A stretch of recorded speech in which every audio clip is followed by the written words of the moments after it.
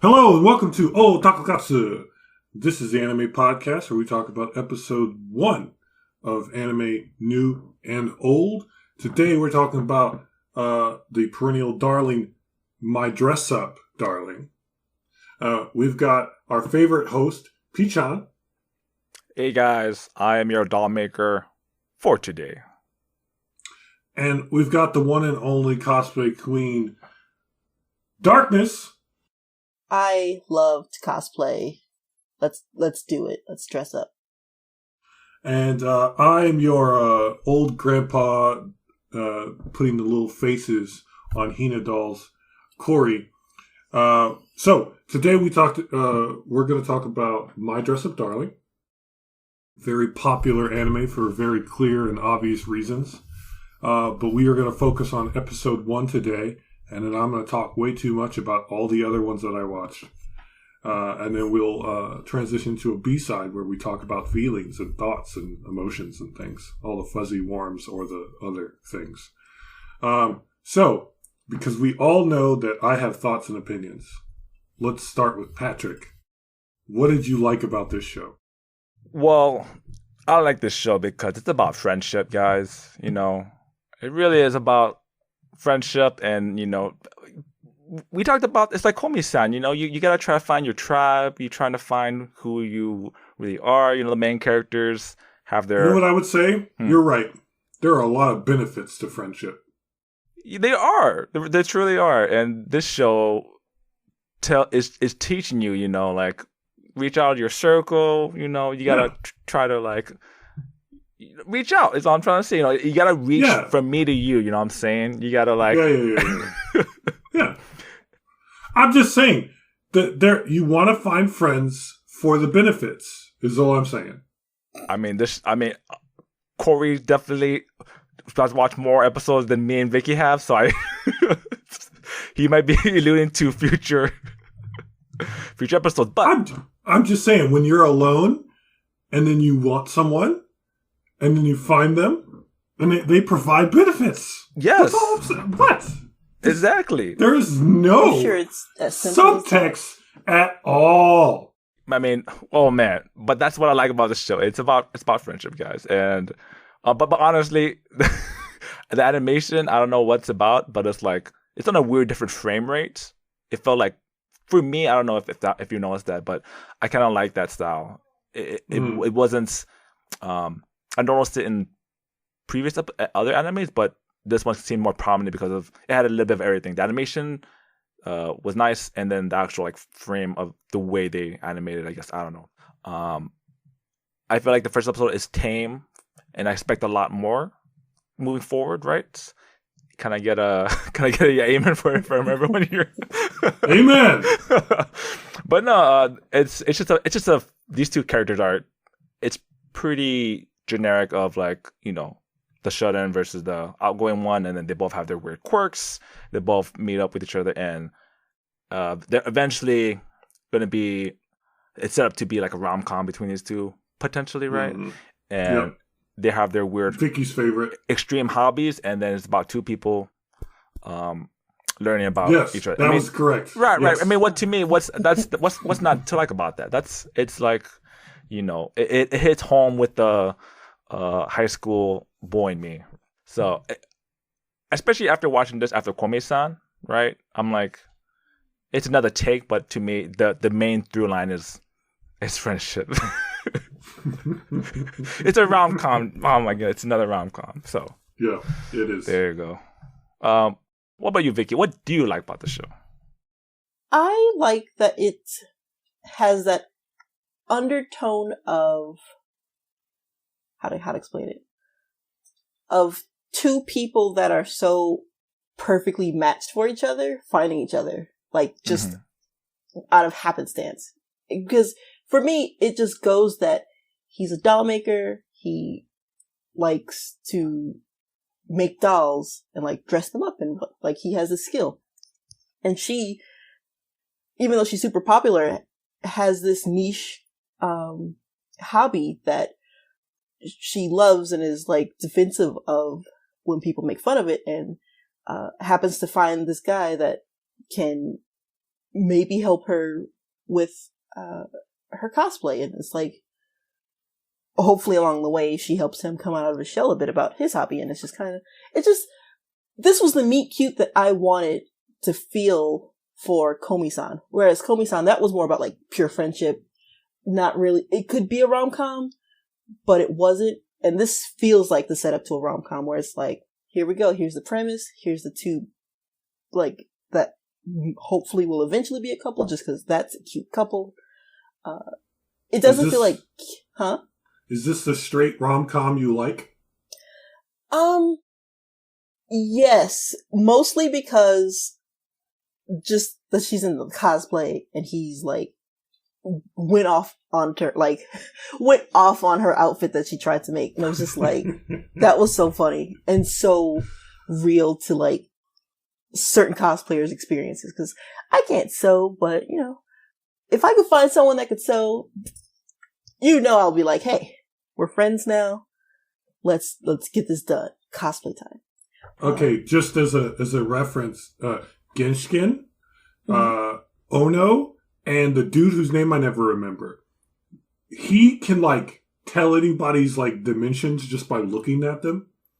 And then he just makes costumes for everybody. Like that's his thing. And then Ono is like kind of an introvert, but actually like highly, you know. And so from Genshin, the second part, not second season, because of course they named it that because I hate them. Genshin's good. So Ono and him have that relationship in that show. Right. Same relationship almost. It's just a fun vibe. Like, oh, these two are, of course they'll be good friends. Or maybe more. It's probably more. Mm-hmm. Also, I feel like the etchier a show is, the further away from moe it is. So for me, I wasn't turned off from like moe cuteness because we got like a sneak peek in like how etchy the show will get. And I'm thinking they're gonna go further. I will say the show never goes beyond a 5, I think. Really? I think it's a strong 5, maybe a 6. Depending on your sensibilities. I'm trying to remember what our comparison of the 6 was. But it's definitely panty shots and upskirts and boobs and butts and more boobs and also boobs. Boobs. I like Vicky. She said that the more etchier show is, the less moe, the factor of moe, it doesn't really play a part. I can agree with that. That's interesting. And I'm not saying, like, I guess if it does become moe and then more itchier, it depends on a certain degree. It gets creepy at that point.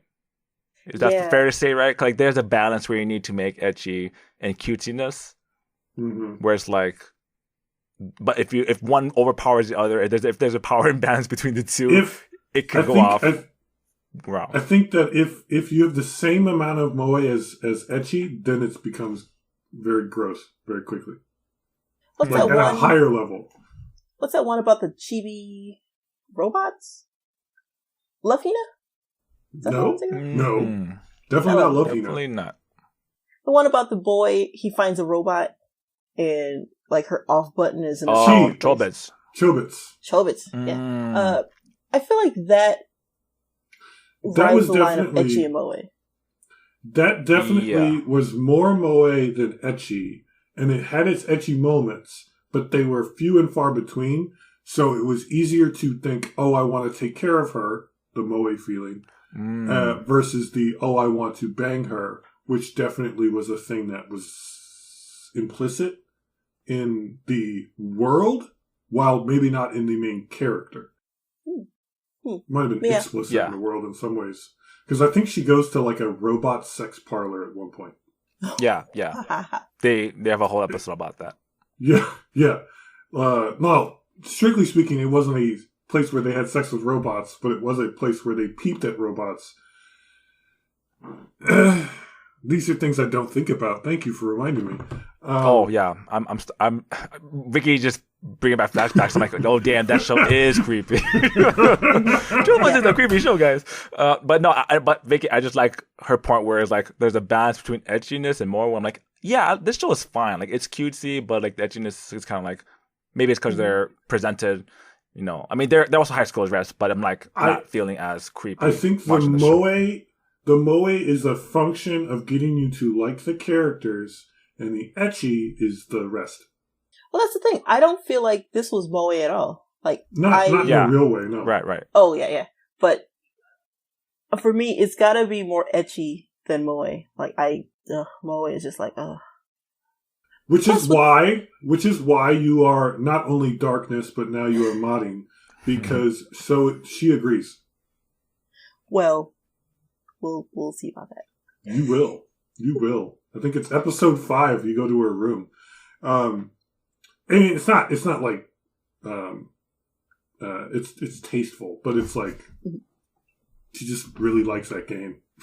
I mean, yeah. That I also like when she said the name of either the game or the series that she wanted to cosplay the character from, and he was like, "Come again." I was like, "This is, I can deal with this. I like this." Some of the titles for the show are so clearly suggestive that it's funnier because you know that they did it on purpose.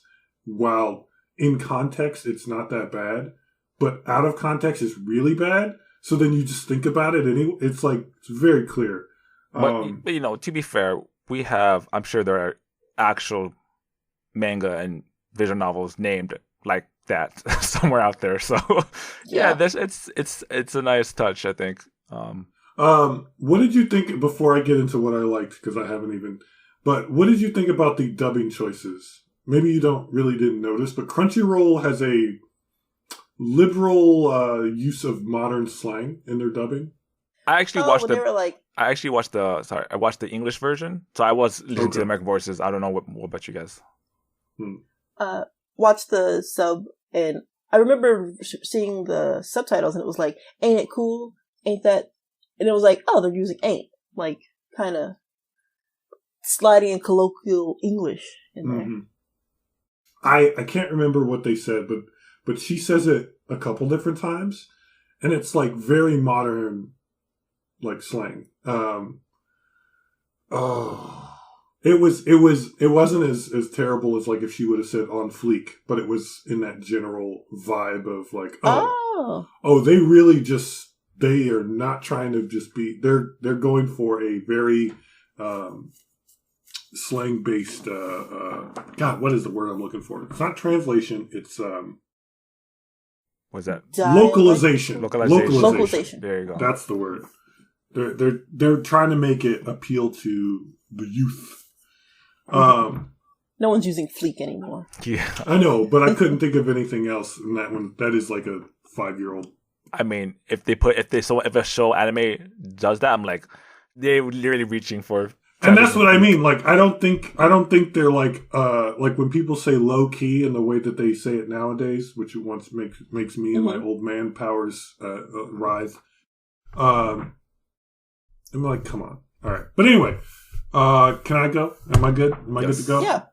What did you like about it that, drew you to continue watching it? I thought it was great that she literally fell into his lap. That was pretty funny. She just did she fell into not his lap literally, but she fell into like the desk and just like fell into his life. Like an angel fell from heaven and here you go. First of all, I want to know how did she slip and fall facing her head backward to the desk? Did someone push her? Like, I thought she was in a scruffle and someone pushed her. Like, I don't understand how you fall and then turn your back and then hit your head. Like the angle was weird. I was like, how did that even happen? Yeah. And she was so high in the air. Like, he could have done something to stop that. Threw her. Yeah. I swear. What happened? I find out later why, but I did find it very interesting that her eyes were red. Like, just bright red eyes. It's not contacts? It is contacts. And the contacts are, like, part of her identity. Like, it's not explained, it's implied, but it's, like, a really big part of her identity. Mm-hmm. So there's a part later on when he goes to her house, and she's not wearing contacts. And it's the first time you've seen her in her actual eye color. And there's all these other things, and this is a trend with this character, that she's she's not a ditz, but she's kind of oblivious about the things that you would assume everyone else would care about. Especially like in a sense of modesty. Her sense of modesty is not that high. Right. It's kind of low end, but not like zero. And so, like, all this other stuff that's like, it's ecchi show, so blah, blah, blah. But then she's like, oh my God! And then she like closes the door to get her contacts. She's like, you see me with my contacts. I'm glad that's a point to make, because usually you see the very pretty-eyed character, and that we're to take that as their natural eyes. It's nice that, that they acknowledge this is just contacts and how she's presenting herself. Yeah. It would be amazing if she was wearing a wig as well. That would be great. If she's going to wear some wigs. Yeah. She's going to wear some wigs. Yes. Yeah. I don't remember what I was meant anymore, but it was about her opening the door. He just had a face. I think I just like some of the facial art that they do. They make some interesting choices. Yeah, they do. And he just loves these damn dolls. He just loves those dolls so much. And he has such a little trauma about it as a kid, but he's like, this is the only thing I care my goodness. This is so precious to me. Yeah, talk about the characterization in the first few seconds. Like, they left no time for, he's just traumatized by, like, this is his hobby because his best friend or his young crush didn't like what he liked. And then he's like, well, this is to me now. I can't do anything else. You're a boy. You can't like dolls. It's creepy. Yeah. It's like, oh God. Yep. And it really is one of those things where he's kind of relatable in a couple of different ways. Of someone who just they like something, but they're young and they're terrified that other people are going to judge them for it. I cannot tell you how many things that I felt that way about. I actually feel like it kind of reminded me of those Snow White notes. As far as like the original character interactions, that's true. I hope the grandpa doesn't die. Jeez. But I did. That makes you well. No, Grandpa's dying. But I did say this by the end of the first episode. I think Marin is Vicky's final form.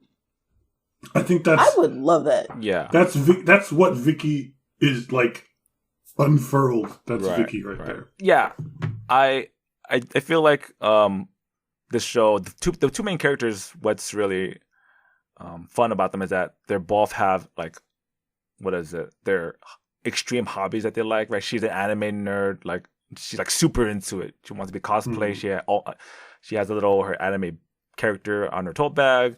But then the main character zero qualms about pornography of any kind. Right. I mean, I'm totally assuming she's out there. But then the main character from the guy's side, he's the closet. Like I'm super into the doll making, and even to a point where like he's like targeted to it, and like he's like romanticizing the grandpa, the one specific doll that he keeps everywhere, right?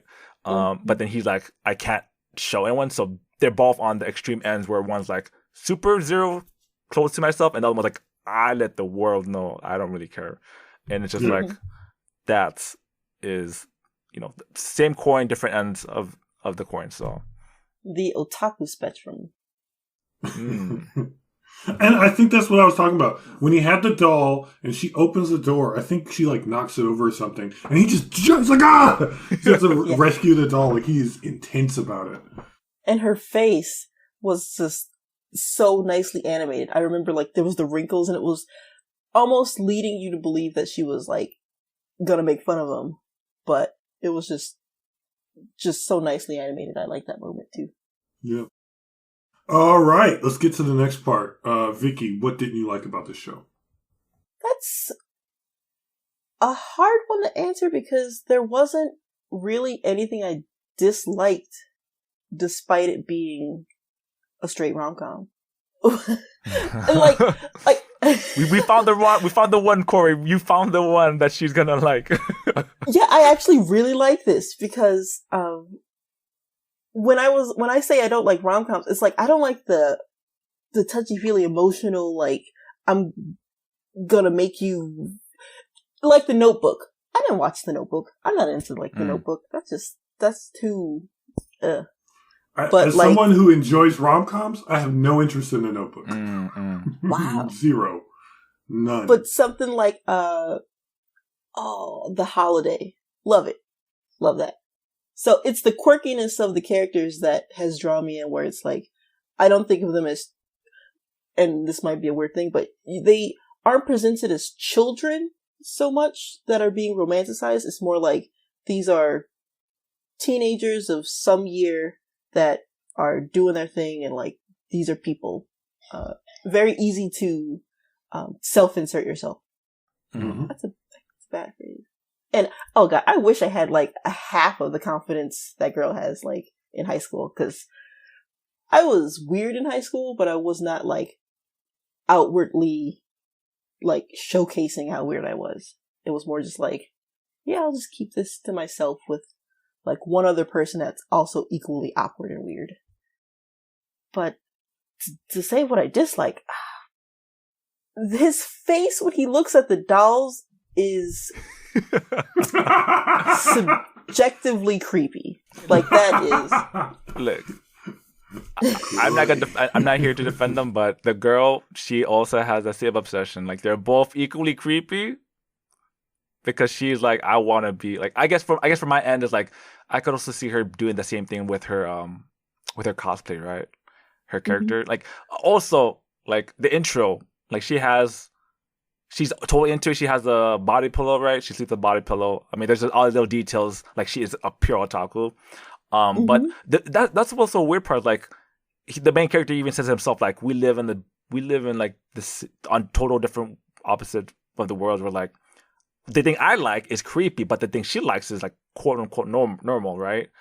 And I'm like, I understand where the message of the anime is trying to tell you, but it's like, yeah, why is it that like him liking the dolls a little bit more quirkier there than just like an anime, you know? I mean, in the world, let's say, because in the world she's like open about it, so like it's acceptable because she's open. But the fact that he's not open about it makes it more like he's kind of like putting attention to himself. Like if he was like, oh, I like these dolls, I think people would be like, oh yeah, we got it, we get your thing, right? But the fact that he's like kind of being closeted of his obsession, let's say, it's being like he's putting his own weird aura on himself. Yeah. Does that make any sense at all? And so absolutely, that's why I like her, because she could be okay. I'll admit I've watched some clips of this show, and like she's okay. Can I go back? Sorry, Vicky, can I go to me what I don't like about the show? No, go for it. What I don't like the show is how much I hate the fact that I'm going to like love the show the more I watch it. I know. That's what I hate about it, because I know if I watch this, I'm gonna love this show, but I'm like, but I understand like her character, like in my mind, this first episode, I already think she's the best. Like I think she's like the best based off of this first episode, and if they keep presenting more of her quirks and more like, because she's gonna be like, I like this, I like that, and you're like, yes, girl, you, that's what you want. You see yourself in her. Like I wish I could be like Vicky said. I wish I could be that open about my stuff. And when you do, you're like, oh, it's acceptable because you own it, right? You own your quirkiness, right? And so I'm like, I hate the fact that I'm gonna have to watch this show. Yeah, I'm gonna watch this show, guys. Damn the guy, just the way he shames himself, it makes you feel like he's lifting the dresses of the dolls. And it's like, dude, you ain't gotta be that weird about it. But maybe he's not. But he's not. He gives off that vibe. But he really has a complex about it. But he's not actually that weird. He just has something he kind of gravitated to. Because I don't remember if they tell you, but his parents are gone. That's why he lives with his grandpa. He's just with his grandpa, And so when he was a little kid, he saw it. His grandpa's like, this is what I do. And he's like, wow, it's really pretty. And he's like, yeah, I work really hard. I do it. And then the kid is like, I want to do that. I want to do what you do. This is so cool. And, yeah.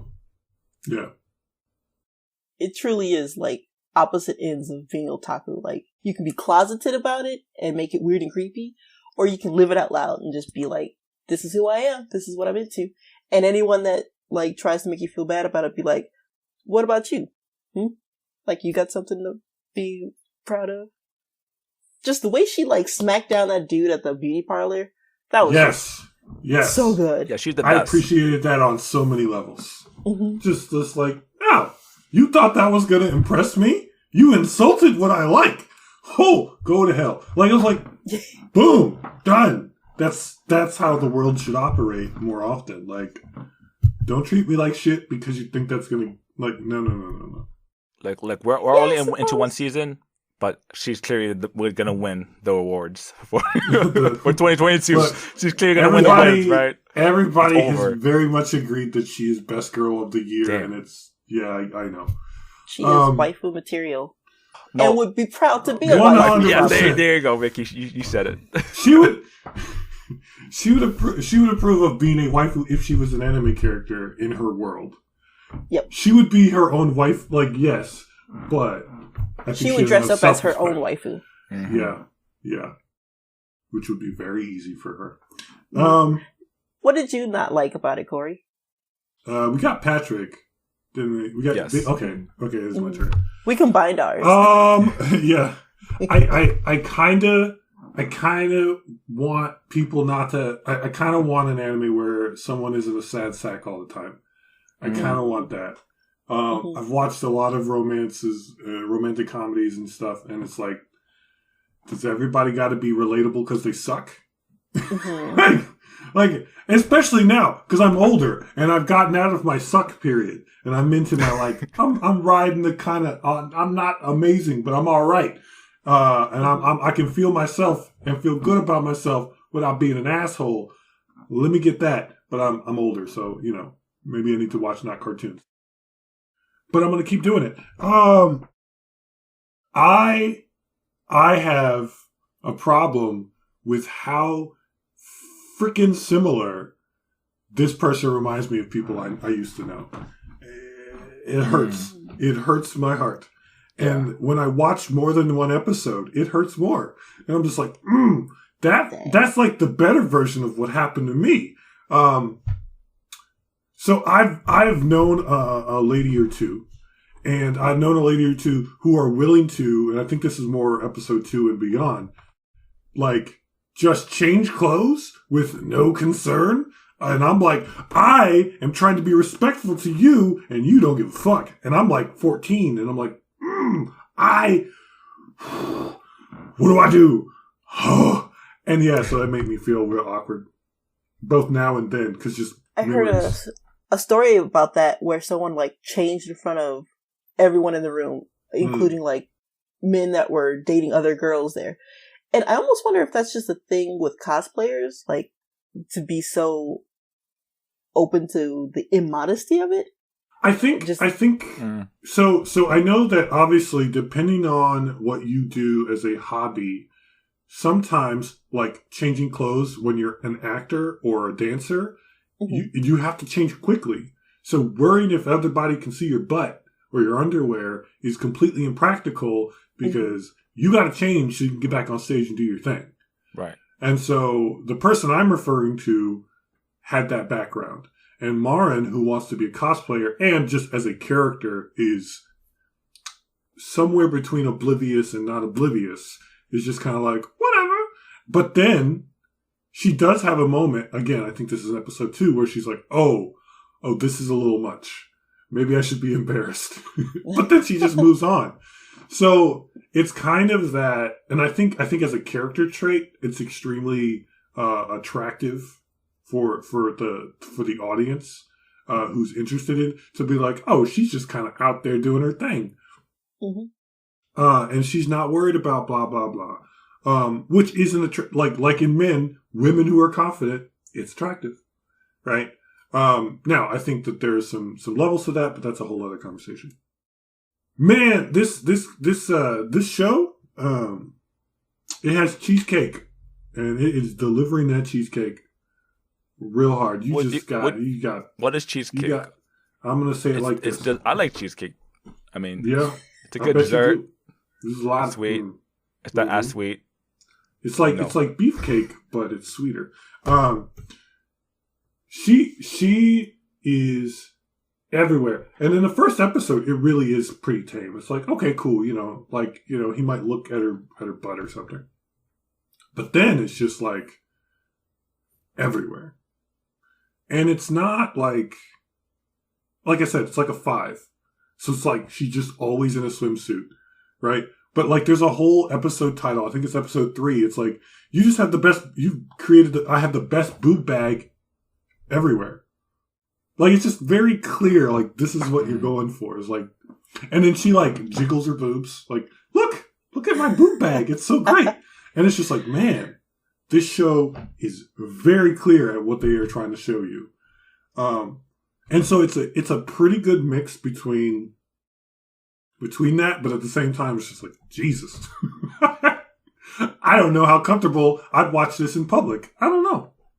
She reminds me of, like, when me and my friend get together and we're talking and it's like girls talking together is very different than what guys think girls talking together is. It's like watching the movie The Bridesmaids, where it's just dirty. It's like, it's obscene. She's almost like if you took a male otaku and just made them female. Yeah. And then people are like, whoa, shocked because a girl's doing it. But it's like, we're all nerds. We're all as seedy as everyone else. We're human. We like sexual things. Let's talk about it. I think that's a completely fair point. But I don't know.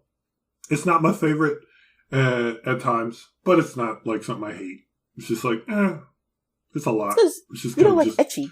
Let me throw it in your face. It's like, shit, I wasn't expecting that. All right. We're going to stare at her chest for a while. Right. I think for me, it's like, it gets in the way of what, like, I want the story and the characters are great. I'm like, and all that stuff just gets in the way of it. I'm like, oh, why make me feel this way?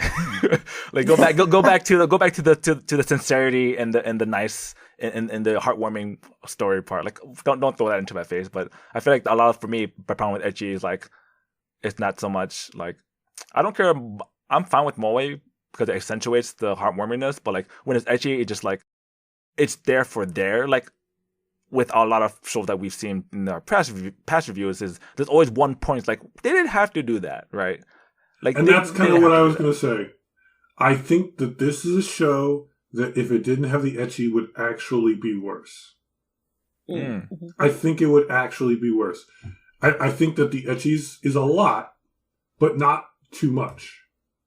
So I think it could do without the ecchi and still be a good story, but then we just have Kimi ni Todoke. Right. Mm-hmm. But with the ecchi, it's My Dress Up Darling. It's about a girl who likes to cosplay and a dude who can make dolls and gets really good at clothes and then makes people clothes for a girl who has a figure that would be pretty good. Pretty good figure. She to put it simply. She's a Barbie doll. That's the She might be a little bit better than a Barbie doll. To speak in Azumanga Daioh terms, America. If you get that reference, good job. You get a brownie point. So yeah, Patrick, you watched one episode. What do you think?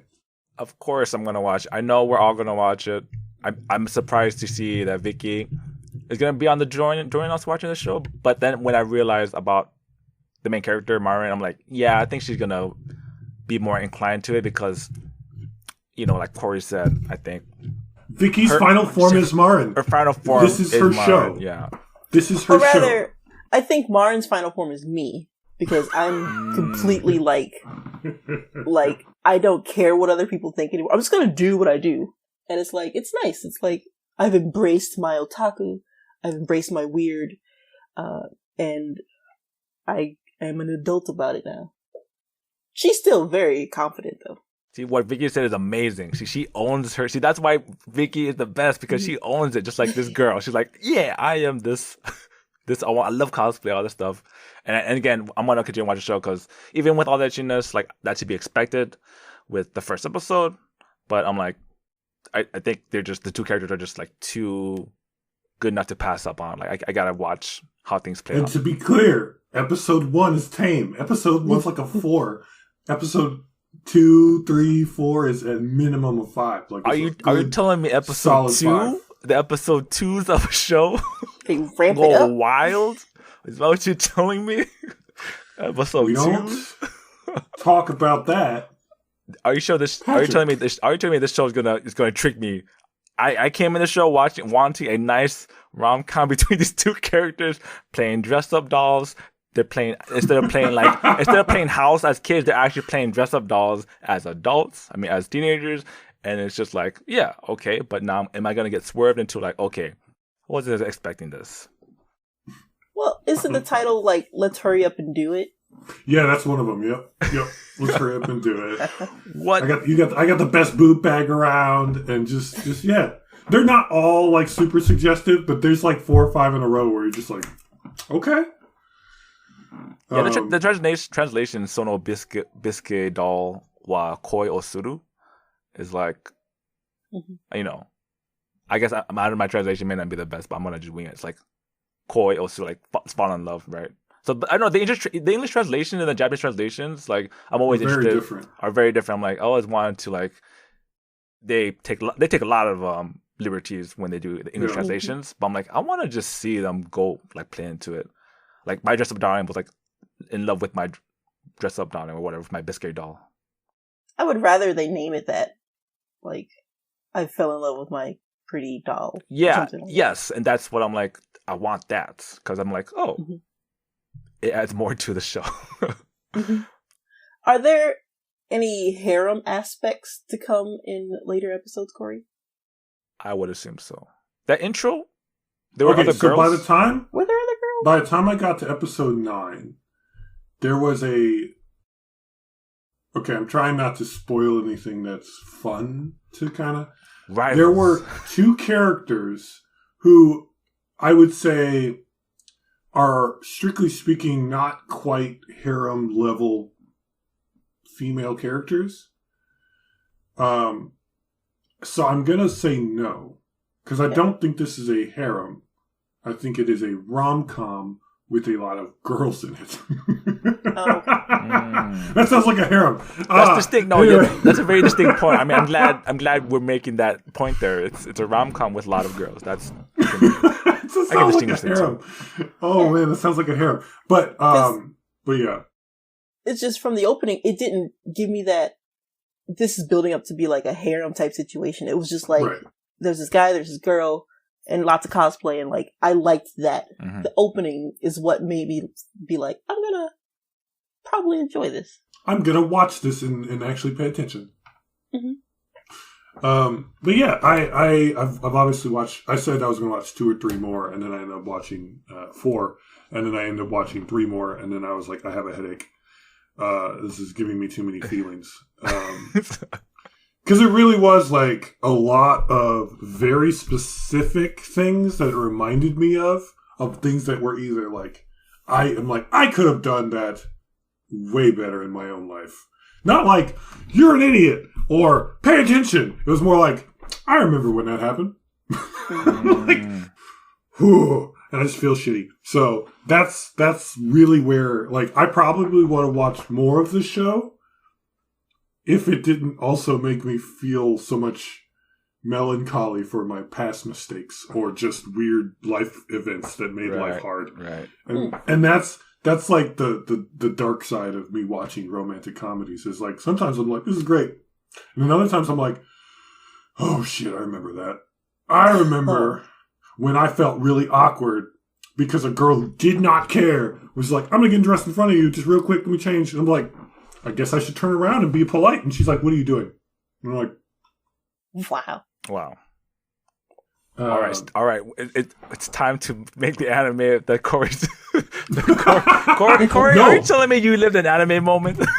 I have had moments in my life, but they were not glorious at all. Oh, but wasn't glorious? Okay, so it's not. No, I mean, they were not. That's anime moments. All anime moments. Okay. Not glorious. All right. All of my anime moments were when I was the sad sack, but I never got the part where like she fell into my lap or something, or she was a goddess, or. That's normal. Yeah. That's not gonna happen. That's not real, right, Vicky? That's not real. No. Look. Happen. As we've argued before, all the tsunderes I knew were bad because they're bad. Right, we have established tsunderes are bad. Tsunderes are bad. And Marin is not a tsundere. That makes her best girl already. That's true. Yeah, she's just open and honest with her feelings. Yeah. So for the people who care, if Marin and Boy, what the fudge is the boy's name? I don't even remember. I don't know. I don't care about the boy. Who cares about him? What's his name? What's his name? Vicky? Waka? Is it? It's not Waka. That's Master. No, it's like Wakana. Wakana. I think that's what right. is his name? It's something Wakana. like. Man, who cares what his name? That's the whole point. Like we don't even know his name. We know Marin. Main boy. We just know the boy. Self-insert. Right. The doll maker. Doughboy. Doughboy knows. So he is oblivious. He is. He doesn't get he doesn't know. And at some point, which I will not talk about in any detail because it's worth the watch, she finds out how she feels about him.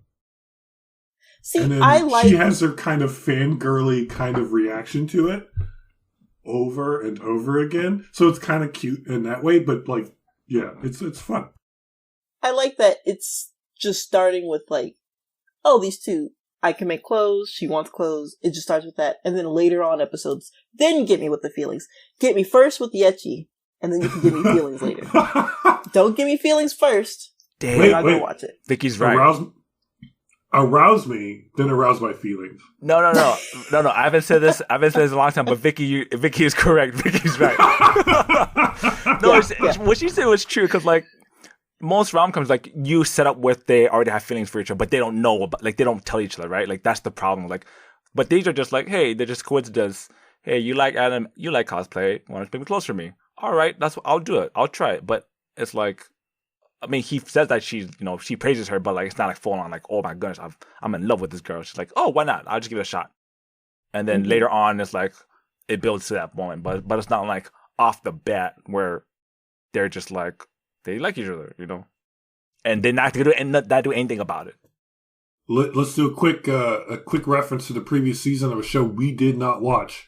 I watched Horimiya 3 weeks ago.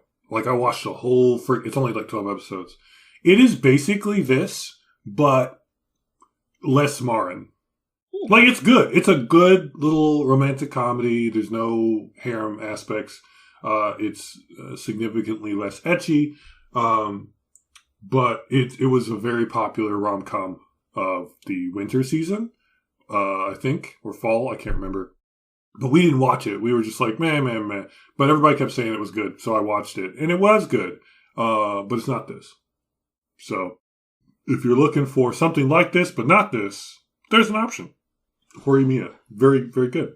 Has a similar kind of... So, okay, real quick. Horimiya, girl, likes anime, but it's not a huge part of her personality. But she takes care of her little brother. And then there's this dude in class who's super quiet. And he finds her brother, brings her little brother home because he got lost. And then you find out, he's quiet and does all this weird stuff because he's got ridiculous tattoos on his back and arms, and he's got a crazy amount of piercings, and he's just kind of he's just a little weird like that. And then that's kind of their meet cute, and they go from there. And then they're not in a relationship for 10 episodes. then they're maybe 6 episodes, but it takes a while. So yeah, it's not bad. So it gives you the build up. Yeah, exactly. Because again, you were talking about how you wanted them to meet together. So without the ecchi Horimiya, with the best girl and the ecchi, my dress up darling's gonna kick your ass. So instead of talking about my feelings, let's go to the B-side, yeah? Where we talk about feelings. No, we're not. We're gonna talk about passion. Right? Because what makes Marin and Doughboy so good is that Doughboy cares about his dolls, his little Hina dolls, so much that he kind of gives himself trauma. And Marin cares about cosplay so much that it gives her confidence to just do whatever she wants. And she just has life, has fun, does her own thing. So my question, my instigating question for this episode is, what are some passions that like help you transcend your limits otherwise? Like you would hold yourself back except because you do this. So like one of the big things about this show is like by episode, I want to call it 3, dude is he's backed into a corner where he has to basically create an entire costume in like a day. It's not literally a day, but he like wears himself out for 2 weeks. And he's only made little Hina doll costumes. So he has to learn everything like to this next level. And it just leads to all the other things in the show happening, and it's pretty great. So Patrick, we know you're down with being creative. So what are some things that have pushed you to outside your comfort zone? Man, I like to consider myself very creative in the sense of I still do things that I wanted to do as a kid, like create stuff, fold origami, do drawings, play music, like a bunch of like I it's weird when I say I still like I wouldn't consider them like it's not only kids do those things, right? Like it's just like arts and crafts and stuff. So like for example, if I were to draw, if everyone always tells you if you can draw, can you draw me? You know, that's like the very basic level. Like, can you draw a picture of me? So I would do like chibi-type characters, like, oh, draw me as a chibi character, and I'd be like, oh boy, I don't know if I can do that. that's the pressure. Or like, you know, looking at someone when you have to perform, or when I'm drawing, like someone, there would be eyes over my shoulders, and I'd be like, no, I'd have a little notebook, right, and be like, okay, am I comfortable with people watching me doodle and whatnot? Like, and again, I'm not the best, but I'm just like, oh man, I'm trying to draw something for, it's not for them, but just randomly doing it, right? And it became a problem where it's like, if people know that's my thing, they're always going to come to me for that, right? And so I just got to deal with it, just doing it in no public. But then it's, you know, not as comfortable when everyone's staring at you doing a certain thing, right? But it wasn't as like traumatic. It's just like, it's the thing that I do on my free time. Or even playing like Yu-Gi-Oh, right? It's like, oh, you play Yu-Gi-Oh? You know, I was like, right? It's like, oh, you play these cards, or you're a Pokemon. You know, it's kind of like, it's just like, it's exactly like what he experienced, where the girl's like, what? You like dolls? And then he's like, I hate you. Or so. It's not actually, but the fact is that I hate you. The fact is that they say it like in that make you feel self-conscious, a different way, maybe like you just, and maybe you take it in a certain way. Where like, oh, you like, even saying, oh, you watch anime. It's like, oh, yeah, I do watch anime, but everything is amplified when you're a kid, right? Like everything's amplified. But you just gotta push through it. Another thing is playing the piano, right? Like playing the piano and drawing. I never feel confident at all at all the times, right? As a kid. So what you're saying is you're gonna go and take a piano on the street and record yourself playing Demon Slayer and see what happens? That's the thing. I mean, that's the next level. Is like, but for me, if I wasn't able to do these things, I wouldn't do anything, right? Like I wouldn't just do anything. Because for example, like what made me have to get out of the comfort zone is that I either do nothing or I do this thing. I spent 4 years in college having, you know, so much time in between classes, and I would just go play the piano. And again, doing it every day. It's either I don't play piano, or it's either I don't do the thing I enjoy, or I do it and let people hear me mess up with all my mistakes playing the piano. I was like, which as long as you don't like ham fist the piano, they don't notice. Exactly. Like, exactly. I remember the few times I definitely heard you play piano, and you could have messed up, and I wouldn't have known. That's the best part. Fake it till you make it, guys. Secret tip: fake it till you make it. It really is. Yeah. But I guess going back to the point is that the passion is just, it's either you do it or you don't. It's fight or flight response, I think. Honestly, it's just like, and I think it's tougher now in these days because you have entertainment and you can just rely on your phone to just mellow out. But like, I guess for me as a kid, like, you don't have those outlets, so like you're going to do card tricks. You're going to draw. You're going to sing karaoke because you just have so much downtime. But I guess now with the phones, I'm like, if we all had phones back in the kids, we're on YouTube all day. We're not even trying to, get deeper and talk to people about anime. We're just like, oh, we're just talking about this one thing, yeah, and on Twitter. So I mean, I'm glad that I didn't have that as an outlet because I had to create my fun as a kid, I guess. Back in my day. Back in my day, we had passion. Back in my day, Cori. We had the outdoors. We had to find our passion back in the day. We can't just go on YouTube and on Twitter. Okay, because I know you're younger than me by a decent amount. Do you even know what a card catalog is? Are you talking about in the libraries? See, thank you, Vicky. Is that something where you order cards and it's thank you card? No, what is that? It has nothing to do with Yu-Gi-Oh, Patrick. No, elder millennial things. It's like a stamp collection. All right. That's the question. If you know what a card catalog is, I'm sorry, friend. You must have been born before 1992. Yeah, you just unlocked ancient memories in me. Having to learn the Dewey Decimal System. I know. What's a card catalog has to do with the Dewey Decimal System? Yes, it does. The only reason the Dewey Decimal System exists at all is because of card catalogs. Those card catalogs. It's the only reason. It's how they organize books in the library. Let me just put it like this. Indexing is not an internet term. It's from card catalogs. For all you computer science nerds. Okay, Vicky. Your passion. Oh, dear. So, I was thinking this whole time. I'm listening. I'm thinking. I'm like, I am Doll Boy in the fact that in high school is when I came across fan fiction and subsequently began writing it. And I would hoard it to myself. I would never speak of it to people.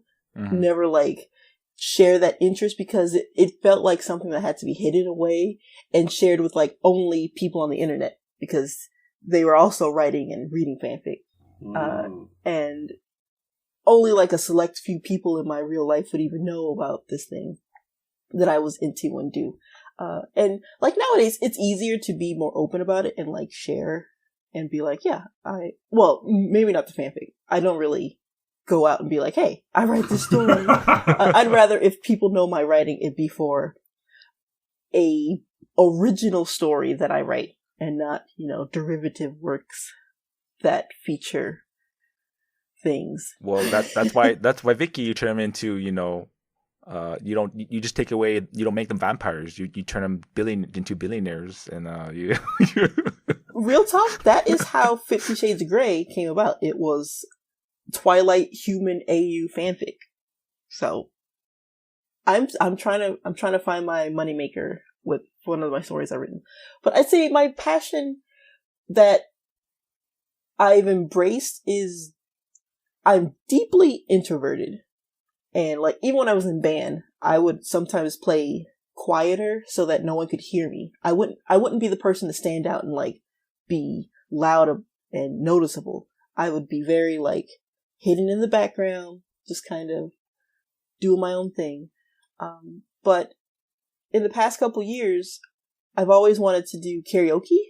And I think the first time I did it, I needed liquid courage. I needed to be have the vibe of the place just right.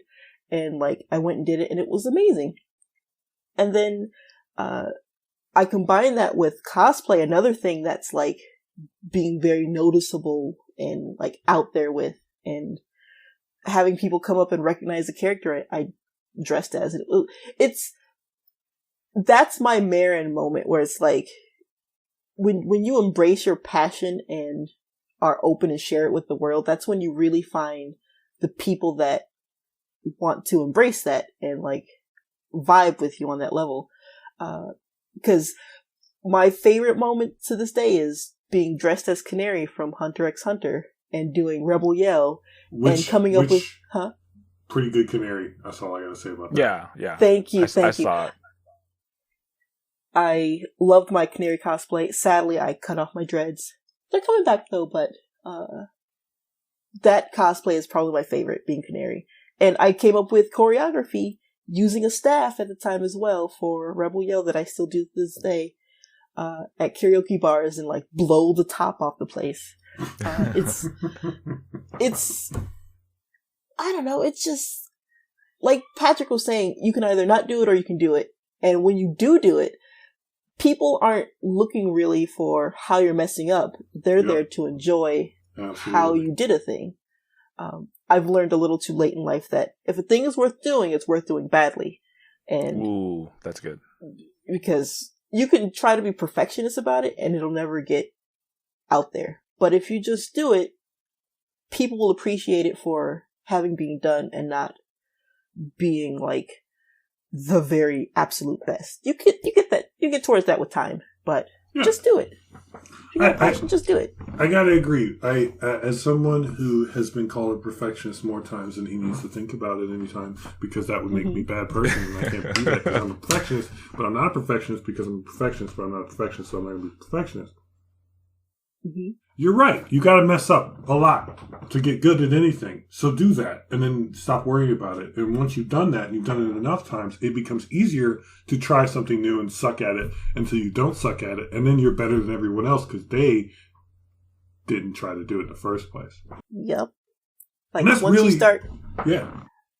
It's just like once you start embracing a passion and putting yourself out there, it does become easier over time to try new things and do new harder things and just expand your horizons and stuff. So to take a key from the show, like she tried to sew her costume. And from a purely aesthetic point of view, it looked great on her. It just was a terrible costume. Yes. Like she wore those rags like they were robes. Hey. But yep. Honestly, yeah. Right? Hey, she could be wearing a potato sack and it would be amazing. Here, there you go. She would look amazing. She would be the hottest potato in the bag. But I forgot what I was saying. Anyway. What's your passion? Before that, because mine is kind of more obvious. Cosplay. Let's come back to that because that is another part of the B-side I wanted to add on to the end. So, my passion is to help people, and that's more generic than it needs to be, but it is exactly how I did everything well and wrong my entire life. Because your strength is also your weakness given the right amount of pressure. And so I have a intense desire to help and to heal, and I try too hard sometimes. And it is the single easiest way for me to talk to someone is if I can help you. If I don't know how to help you, I have nothing to say to you because I don't know what I'm doing. Like it's a mental block I have. Mm-hmm. Patrick's like, I get it. Yeah. It's for me. I'm not saying. I guess it's good. Maybe you can relate to this. That when you're having a conversation with someone, like for me personally, I'm pretty, mellow about the world in general. Like I'm good. I'm living decently. I have a good life. But then when someone talks to you, they unload, let's say, their trials and their tribulations, and I'm just like absorbing it, right? And I'm like, how do I help this person? Like I want to be like, I want to say the right things to this person. What do I? And it becomes like maybe it's not like I should be there just to listen, but in the back of my mind, I'm like, how do I make this better? How do I help this person just, on their day, right? And maybe it's just best if I don't say anything. I'm just like, just actively listen, right? And that's great. But again, there's an issue where like, I just want to help this person somehow. I'm doing something wrong. Like if I don't help them in this conversation, right? And it's like, yeah, I think for you, I'm kind of relating to that point. Like, why am I, in the conversation? Like, I need to be doing good or helping. And my version of that is a little bit different, but suffice it to say, I want to help people, and when I'm not doing that, I want to just do my own thing. So if I'm not helping you and I'm not doing what I want to do, I'm like, why am I here? I don't understand. I'm on, and then I start getting anxious and thinking about it too much. Like, what am I supposed to do? Am I doing what I'm supposed to do? Is somebody going to get upset if I don't do what I'm supposed to do because I don't know what it is? Shit. I'm going to do that. And then I go do that. And then I get really good. So if there's one thing I'm really good at doing, right, it's figuring out what's not getting done and then figuring out how to do that and then doing it. So then I get really good at doing everything. And then I do too many things. And then I wear myself out. So it's always a balance of like, okay, am I talking to you because I have something to get from you? Or am I just like chilling out and talking to you because? And once I get to that part, I'm cool again. But it's that in between where if I want something and I don't know if I can get it from you, then I start thinking too much. And if I don't want anything, why am I talking to you? But then if I can find that middle ground where I'm like, we're good. What's up? Nothing. Cool. And if I can sit around you, just not say anything and be like, we're good. We're good. But if I feel like I have to make conversation, then I just am trying to figure it out. And so then I default to, what can I fix? Because I can fix things. And that's where all of my shit comes from.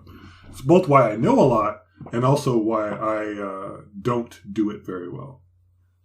Or at least I haven't in the past historically. Because I can tell you what to do in a situation, but if I'm going to actually do it, that's always harder. Which is the theoretical is easier than the practical. That. I'm down. I've spent literally 20 years thinking about how to do most things well. Doing them well is a whole other bag of tricks. So that's why, like with this guy, his focus is just make the best doll. Like that's his thing. And like I can't relate to literally that, but I can relate to like trying not to make a mistake. Like I was demonstrating the idea, the mental process of trying not to be perfect is a exercise in perfectionism, which is something I realized really young, but I couldn't figure out how to get out of that trap because logically at the time it was like, I already started talking about my feelings again. Here we are. Anyway, trying not to be a perfectionist became its own trap. And so I didn't know how to get out of it for years. And that was difficult in its own right. And I think that's what this character is, not literally that, but he's trying to get outside of his comfort zone. And his passion of Hina dolls is what led him to be so good at making clothes. But he wasn't quite good enough at making faces. He was trying too hard, essentially. And they get to that. They talk about something vaguely saying that. But then because he meets Amara and she really wants him to make a costume for her and all this other stuff, he starts doing stuff and he gets better at doing stuff. And he's already like really good at a very specific skill, like way better than he should be because he's only done that for like his entire childhood from like 5 to 15 or whatever. So then that goes into his whole relationships with others. And as you will see in, I think, again, episode 3, he doesn't get it. But he thinks that's what I'm here for. I'm here to make her a costume, and then we're done. And then that's when the rest of the plot happens. Like, he doesn't know it, but that's how everything else is, like, comes from that. And it's just, it's good. It's a really good build-up. And, passions are important. And I think that if he didn't have any passion at all, if he just gave up on life, nothing would happen. But he has something he's willing to stick his neck out for, to work hard at, and then that is his gateway to the rest of the world that he shut off kind of on purpose, out of pure fear and fear of judgment. And so I can relate to that too. I too can relate to that. Yeah. I think that's like, I mean, that's kind of like all the anime watchers too, right? It's like back in the day, like we were our own closet anime watchers, and then when you find your tribe, like, oh, I can connect with the world again through these other people.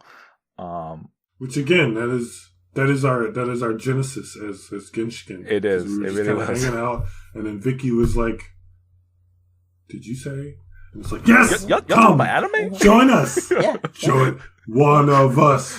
One of us. Oh my God, yeah. Okay, so cosplay. Oh, go ahead. Sorry, go ahead.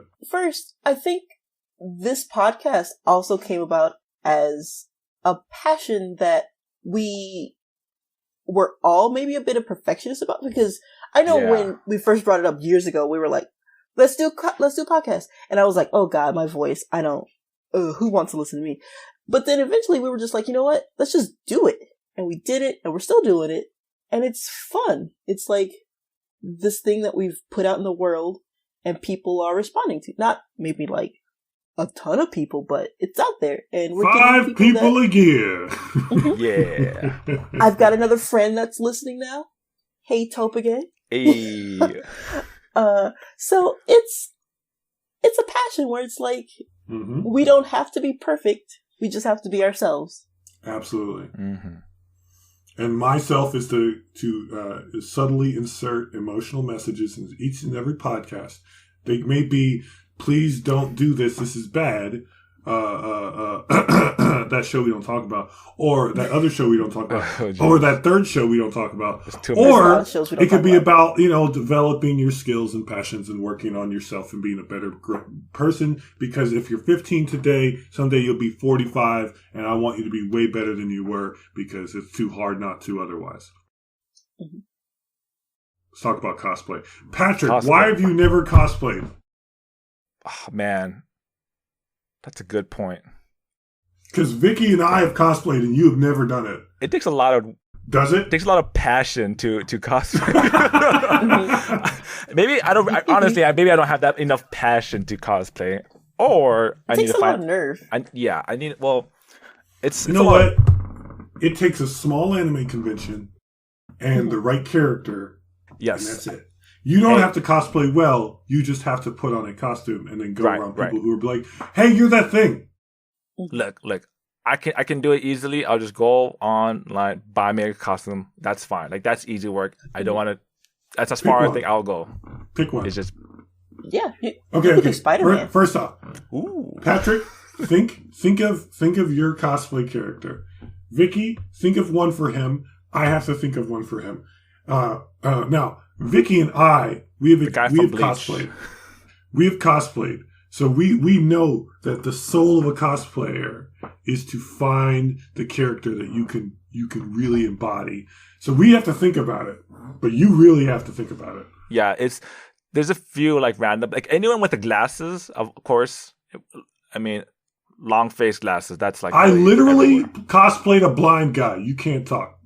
That's true. Yeah. And it wasn't LeVar Burton either. That's an important point to note. My first cosplay was not a character I chose myself. It was a character someone chose for me. Oh, really? Ooh. Yeah. It was Izumi from Fullmetal Alchemist. Who picked that for you? A coworker who's super into cosplay, and like she made the shirt dress that she wears for me. Ooh. I mean, is that the one we talked about before? No, never mind. Oh, okay. No, I mean, because I feel like Izumi, I mean, I know how much you like Izumi anyway, so that would make a good cosplay, especially when you did have your dreads. It's kind of a natural thing. Makes sense. I mean, obviously she's of a paler complexion, but aside from that particular point, it should work quite nice. And I love that shirt dress. It's amazing. You still have it? I do. It's got deep pockets. I would wear that just around anyway. So I know I've gained weight since I was 20 years old. Can you still fit in that, do you think? Yes, because when I cosplayed in it, I was still in my 30s. Well, I was in my 30s. I'm still in my 30s. Right. We got it. We know. Got it. The audience is confused. We got it. We know. It's made very loose, so it is wearable. So I still haven't figured out Patrick's yet, but I cosplayed as Tosen Kaname from Bleach. And as a true otaku, as a true perfectionist, I researched the living shit out of a minor character from Bleach. I know goddamn everything I could possibly know about that character. Because I was like, I will be him. And I fucking killed it because now I'm bragging. But I had natural dreads at the time. Mm-hmm. They were the perfect fucking length. And I ordered the costume from China, basically. And they like form fitted that shit to me because I gave them the thing, which again, in this show, they talk about cosplay a decent amount. So like, I'm like, oh yeah, that's some stuff. Yep. Like I was like, yep, these are all things I've thought about. Mm-hmm. And that thing was form fitting as a mofo, but it looked amazing. No, it looked pretty great. I've seen the photos. And you're super tall. You've got the blinds. Like you embody it pretty well. The only problem I had with that cosplay, and I had three problems. One, I couldn't get actual sandals to match the Toby that they had because the guy who made them they were too small and they were terrible. Whatever. And then I couldn't get real like sunglasses the way that they look on Tosin, but the ones I bought were so close that unless you were like looking at a picture and be like, oh, those are different, you'd be like, where did you get those? Those are my favorite sunglasses for that reason. They cost $60. They were originally $120. I was so excited. I got those on eBay. It's like the second time I bought something on eBay in my entire life. It was amazing. And then, there were small little things, but those are the real challenges. But it was Tosin. It was Tosin recently after he had changed costume entirely. And it was a better costume than his original, in my personal opinion. But it was also simpler, and I had the body for it at the time. But I'm almost 13 inches taller than the character. Wow. No, wait, sorry, 11 inches. Because he's 5'9" and I'm 6'8". Oh, really? I'm sure people aren't like holding up a measuring stick to him. Like, he seems taller. I don't know. I guess it's an art style. But he's not. He's actually quite small. Yeah. And of course, Tosin as a character from Bleach is one of the few like black anime characters, especially ones that are not vaguely stereotypical in any way. So it was an amazing confluence of things. Like I loved Bleach. There was a black character who I thought was pretty cool. He became a bad guy, but he was badass. He wasn't the baddest ass, but he was a badass to a degree. And he looked amazing. And I looked amazing. And that was a time where I could fake confidence because I wasn't me. I was cosplay. Like it was just so easy. It was a metaphorical mask. And I just could do whatever the fuck I want. I talked to some random dude for no reason. Because he's like, what is going on? And I'm like, let me talk to you. I put my arm around him. I'm like, this is not me. This is not me. But I walked to the Mall of America from the convention center, just out. And I'm like, yeah. I had my little fake sword. That's fun. Fucking loved it. I cosplayed as Tosin like 4 times. It was great. Cosplay instills a sense of confidence that as your regular self you might not have, but it's like amazing. You get dressed and you just feel like, oh yeah, I am the best. And let me just say this. I've literally never seen anyone cosplay Tosin better than me. And I mean that in a completely humble way. And it's mostly because I had natural dreads. Same with Canary. Most people have fake hair and it just looks worse. Mm-hmm. And Izumi, actually, even if I am black. There you go. You own it, girl. That's our Vicky. Yeah. Patrick, I think you would cosplay an awesome Yami Yugi. Oh, what? From Yu-Gi-Oh? Yeah. Oh, wow. Not Yugi, but Yami Yugi. Yeah. Huh.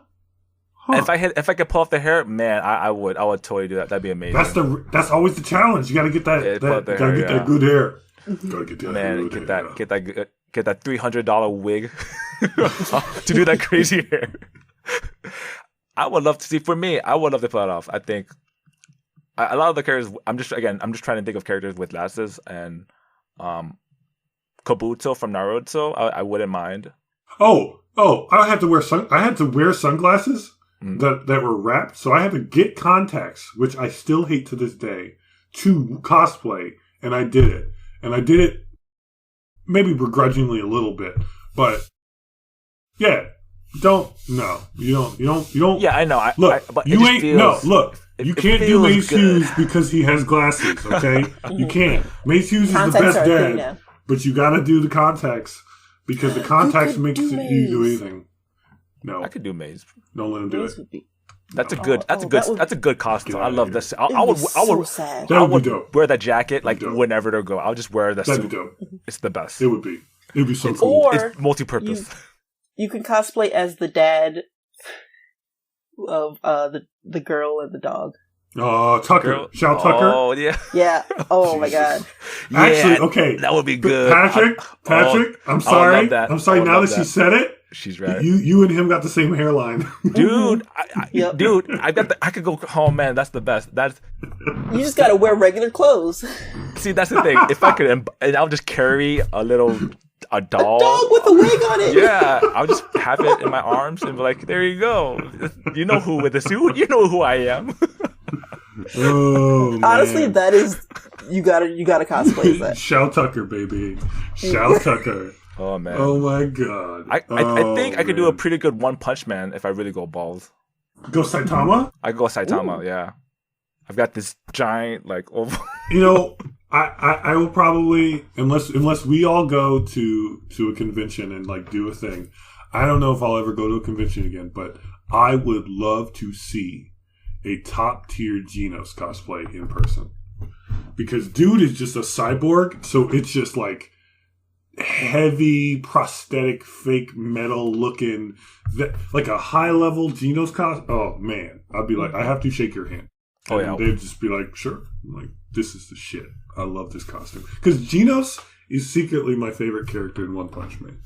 I like Speed of Sound Sonic. He's hilarious. Let's see. Patrick, who could you cosplay as? Okay. You know what? Okay. I'm going to challenge. This is a challenge. This is probably a bad idea. Hyoin Kyoma from what you call it? Katana Gatari? No. It's the show that you didn't watch for years because you suck. Oh, Steins Gate. Steins Gate, thank you. Steins Gate, yeah. I wouldn't mind that. Because that's good. That would take, here's the thing about Hyoin Kyoma. He is neurotic as hell, but his persona is overconfident as hell. And you just get to wear normal clothes with a big ass lab coat and just pose like you're a JoJo character and just Hyoin Kyoma, and then you get a cell phone and start talking to yourself. That shit would kill. You said the word. I would love to be a JoJo character. To me, also the costume itself is also like what I would like to do, because like it's that those are the outfits itself. It's like I want to wear like be fancy and flashy.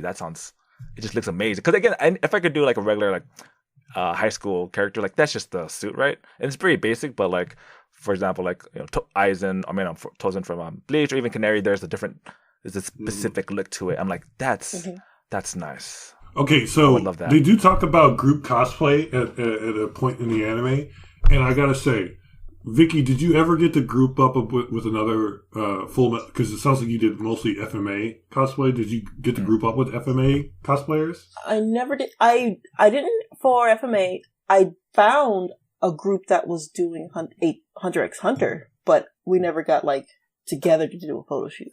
But it was amazing to like find this group. There was like a Killua and a Gon.